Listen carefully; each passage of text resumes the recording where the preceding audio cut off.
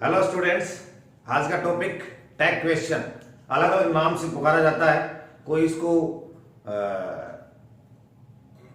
ये क्या कहते हैं, पुच्छल प्रश्न भी कहते हैं, कोई कुछ और कहते हैं, लेकिन एक्चुअल में ये टैग क्वेश्चन होता है। होते क्या है टैग क्वेश्चन?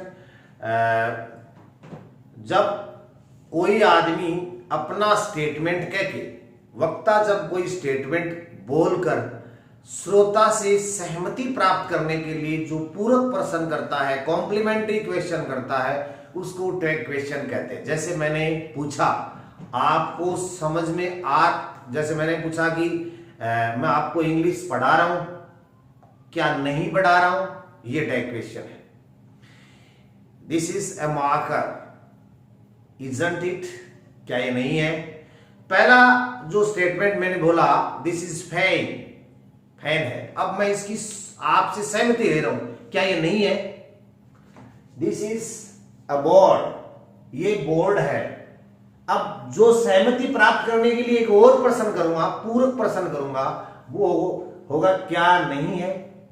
तो जब श्रोता अपना स्टेटमेंट देने के बाद में वक्ता जब कोई अपना स्टेटमेंट देने के बाद में श्रोता से जो पूरक प्रश्न करता है, उसको टैग क्वेश्चन कहते हैं। और ये ग्रामर का बड़ा इंपॉर्टेंट टॉपिक है। ऑब्जेक्टिव टाइप जब क्वेश्चन आते हैं तो कई बार इसमें बड़ी पेचीदगियां होती हैं, बड़ा आसान नहीं होता है इसका उत्तर देना। तो आपको इस कॉन्सेप्ट को क्लियर करना है, इसमें क्या क्या चीजें पढ़नी होती हैं। सबसे पहले ऐसा नहीं आएगा कि टैग क्वेश्चन किसे कहते हैं, तो आएगा ही नहीं, पर आपको ये समझना जरूरी था। इस टैग क्वेश्चन में क्या होता है कि जो हेल्पिंग वर्ब दी होती है ना, उसके साथ नोट लग जाता है, और कई बार नहीं लगता है। वजह क्या है? इसका एक कॉन्सेप्ट ये है कि ये जो टैग क्वेश्चन है, ये या तो इस स्टेटमेंट की बात करते हैं पहले। जो स्टेटमेंट है वो ऐसा मानिए आप कि अगर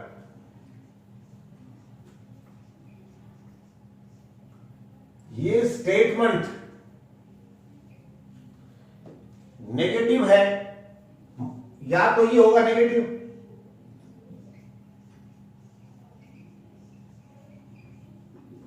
या स्टेटमेंट होगा अफर्मेटिव कह सकते हो या पॉजिटिव कह सकते हो। ठीक है?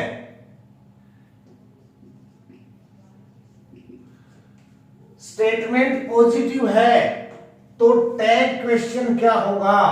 वो होगा नेगेटिव। यदि स्टेटमेंट नेगेटिव है तो टैग क्वेश्चन क्या होगा? पॉजिटिव। ये इसका कॉन्सेप्ट है। मान लीजिए दो स्टेटमेंट है, he is playing,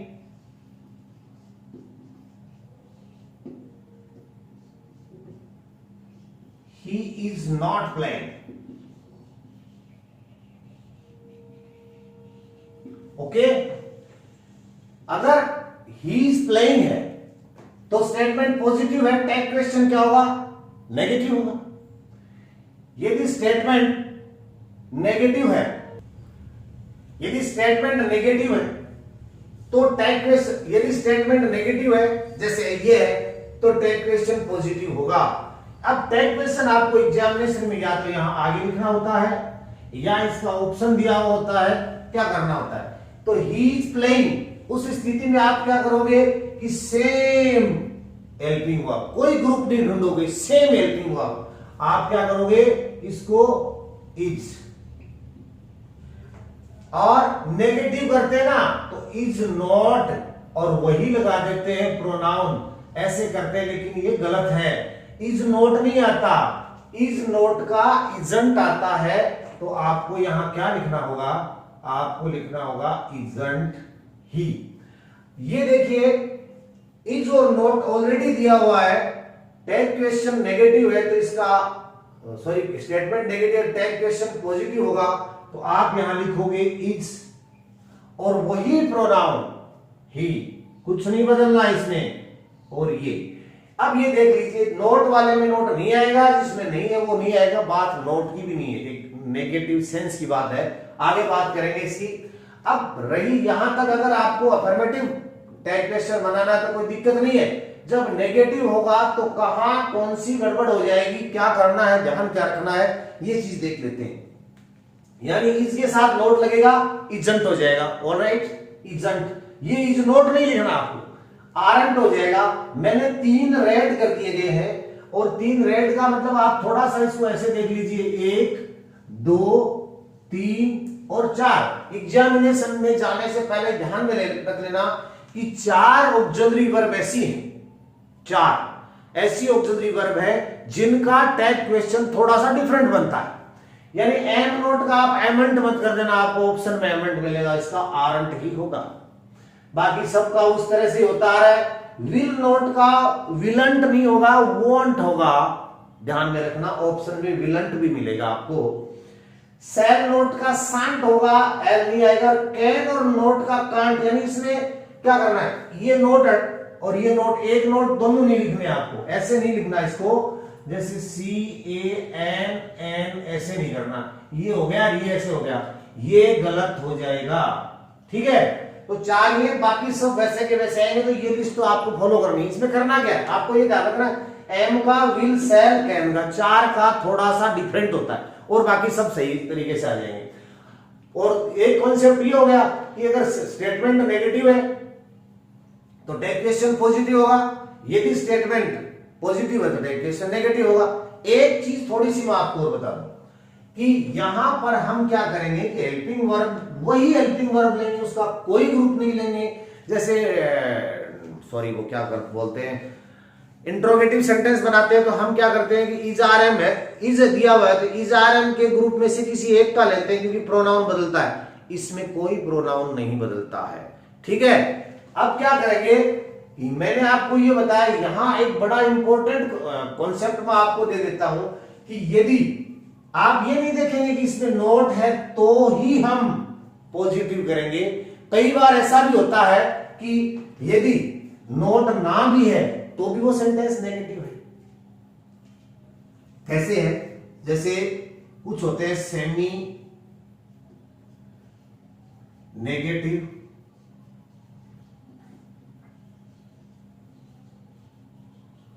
adverbials. Semi negative adverbials होते हैं जो वो होते हैं जिस सेंटेंस में नोट तो होता नहीं है, लेकिन क्या होते क्या है, वो अपना सेंस नेगेटिव देते हैं। जैसे हार्डली है,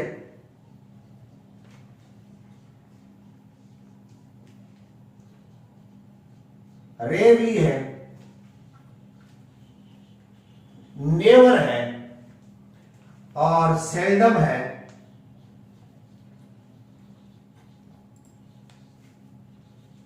फ्यू है, लिटिल है।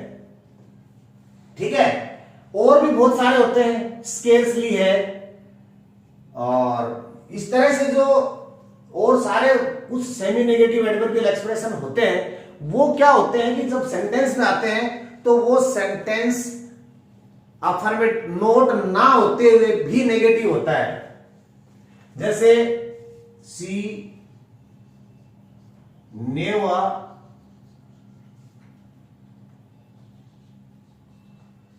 Went to school.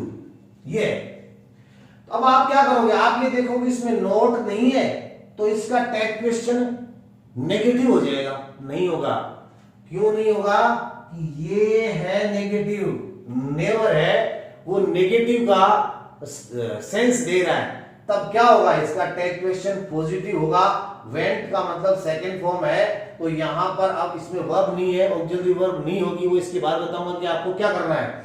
तो यहां पर आप करोगे सी डिड, तो यहां आएगा डिड और सी करोगे, यहां डिडंट सी नहीं होगा, वजह ये है इसकी ये। तो यदि नेगेटिव स्टेटमेंट है तो पॉजिटिव आएगा, पॉजिटिव है तो नेगेटिव आएगा, लेकिन स्टेटमेंट नोट से नहीं देखोगे, आप उसके सेंस से देखोगे, ये स्टेटमेंट नेगेटिव है, ये स्टेटमेंट नेगेटिव है। इसीलिए डिड सी आया है इसके अंदर। और सेल्डम आ जाएगा तो भी यही होगा, रेयरली होगा तो भी आएगा, फ्यू आ जाएगा तो भी यही होगा। Few students will go there, few students will go there, इसका मतलब क्या होगा? अबाउट टू नन, नन भी हो सकता है इसमें, नथिंग भी हो सकता है, जो इसमें नन भी हो सकता है, नथिंग भी हो सकता है। Few students will go there, तो आप क्या करोगे? नेगेटिव है तो विल दे हो जाएगा, ठीक है ना, इस तरह से होगा। तो अब ये चीज तो अपनी होगी clear, negative statement, negative statement और पॉजिटिव भी। अपन एक बात और देखेंगे कि जो प्रोनाउन आ रहा है वो क्या आएगा? प्रोनाउन वही आएगा जो यहां होगा। मोहन है तो मोहन कर दो, सीता है तो सीता कर दो, ही है तो ही कर दो, सी है तो सी कर दो। अब आपको दिक्कत क्या आएगी? जैसे स्टूडेंट्स आ गया तो दे कर दो, प्लूरल है तो दे कर दो, वेदर दे आर गर्ल्स और बॉयज, मेल और फीमेल। ओके, तो अब मैं आपको अगली चीज बता रहा हूं जो वर्ब से रिलेटेड है, ऑक्सिलरी वर्ब से रिलेटेड है।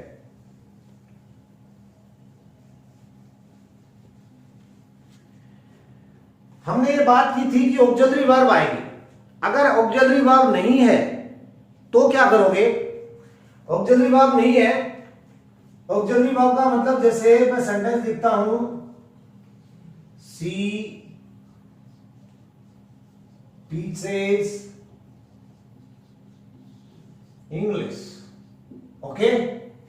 यहां पर is, are, am, was, were, has, have, do, does, this है, कोई वर्ब यहां इसमें है नहीं। जब ये नहीं होगी तब आपको क्या करना होगा? तब आपको ये करना होगा, यहां देखो, यदि वर्ब की फर्स्ट फॉर्म है तो आप डू माने, यदि वर्ब की फर्स्ट फॉर्म के साथ एस या ईएस है तो आप डज माने, यदि वर्ब की सेकंड फॉर्म है तो आप डिड माने।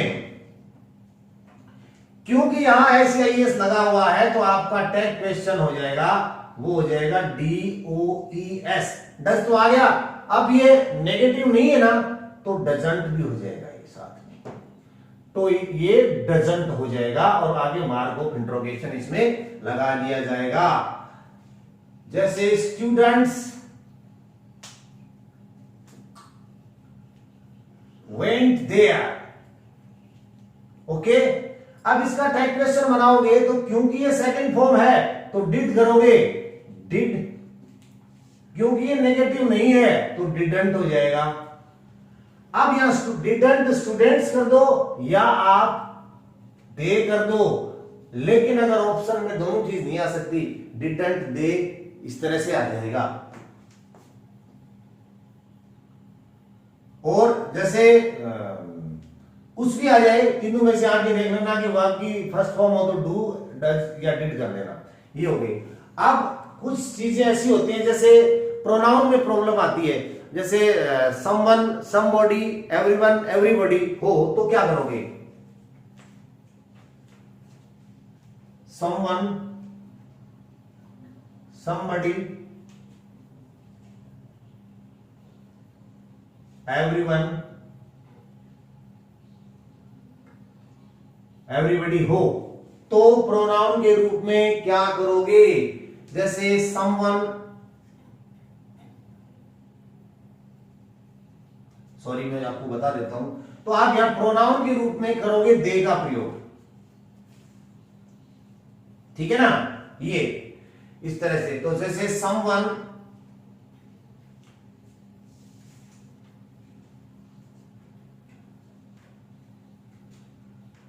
हेल्प हिम, ये है, तो यहां वर्ब की सेकंड फॉर्म है तो आप करोगे डिड, और यहां समवन की जगह कर दोगे दे, इस तरह से।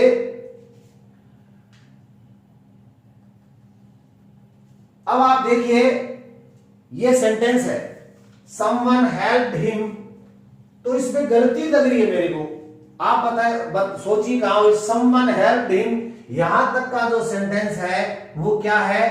पॉजिटिव है, और पॉजिटिव टैग क्वेश्चन है, ऐसा नहीं हो सकता। तो आप क्या करोगे?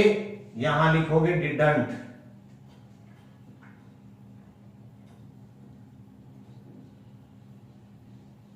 ये है, क्योंकि ये पॉजिटिव था तो टैग क्वेश्चन इसका नेगेटिव हो गया।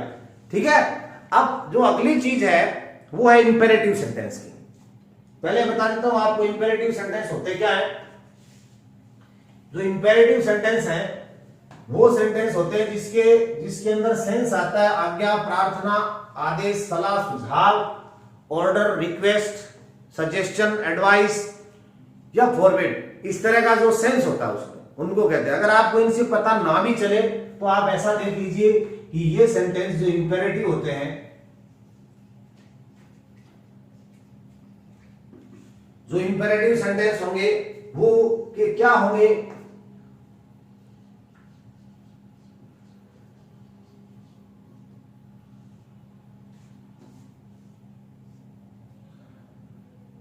वर्ब की फर्स्ट फॉर्म से शुरू होंगे।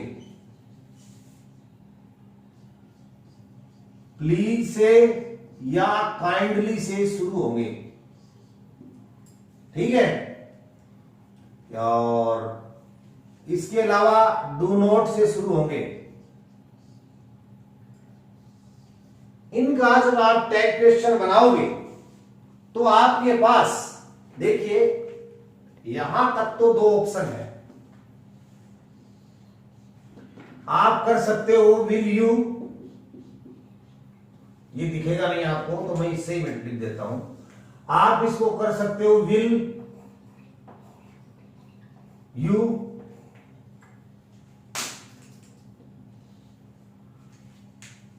आप कर सकते हो वॉन्ट यू,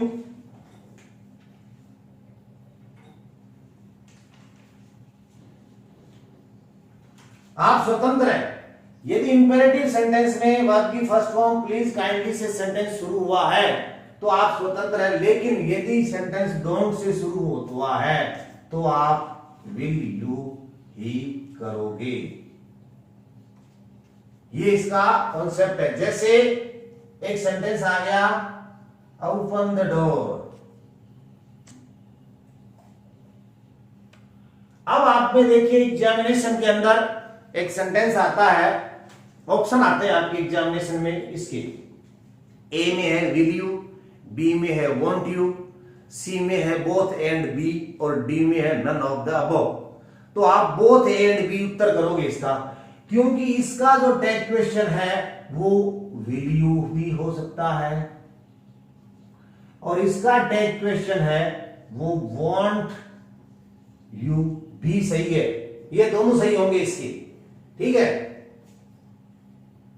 जैसे कंसल्ट द डॉक्टर, इसके भी दोनों हो सकते हैं will you and want you, दोनों इसके आंसर हो सकते हैं। इसके अलावा और भी जैसे please help me, please help me, will you want you करोगे क्या नहीं करोगे, दोनों सही होते हैं। Please kindly, kindly allow us, तो इसका टैग क्वेश्चन क्या होगा विल यू, सही है। वॉन्ट यू ये भी सही है, दोनों सही होते हैं। तो इंपेरेटिव सेंटेंस के टैग क्वेश्चन होते हैं वो डोंट को अगर छोड़ दें तो दो होंगे, और डोंट अब्यूज एनीवन, तो इसका जो आंसर होगा वो होगा विल यू या वॉन्ट यू। डोंट अब्यूज, इसको मिटा दो,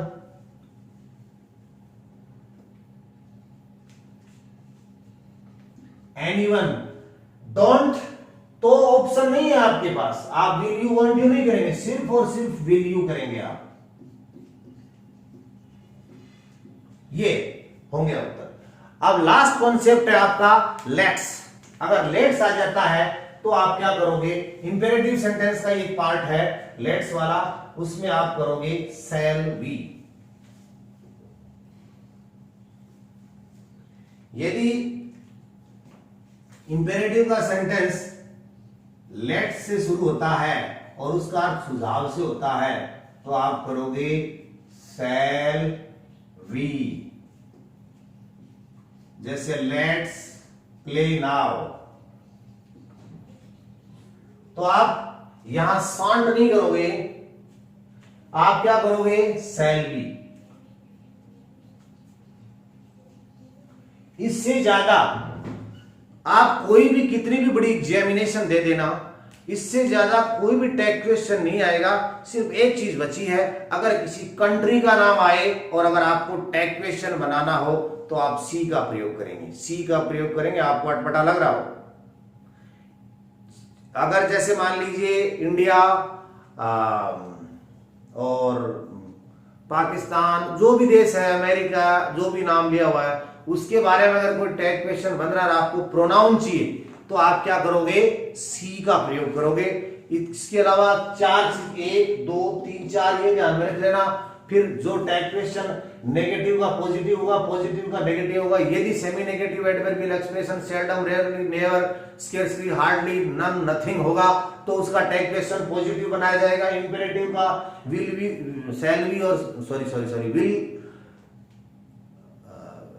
क्या होता है, विल नॉट, विल यू और वांट यू, विल यू और वांट यू बनाया जाएगा। अगर लेट से है तो शैल बी होगा, डोंट से सेंटेंस है तो सिर्फ विल यू होगा। इतनी चीजें है। और कंट्री का नाम होगा तो सी होगा। प्रोनाउन में everyone, everybody, no one, nobody, someone, somebody है तो आप प्रोनाउन दे का प्रयोग करेंगे। इसके अलावा कोई भी ऐसा टैग क्वेश्चन नहीं आएगा जो आपको एग्जामिनेशन में परेशान करते। इतनी चीज को ध्यान में रखें और बिंदास होगी एकदम परीक्षा दी। धन्यवाद।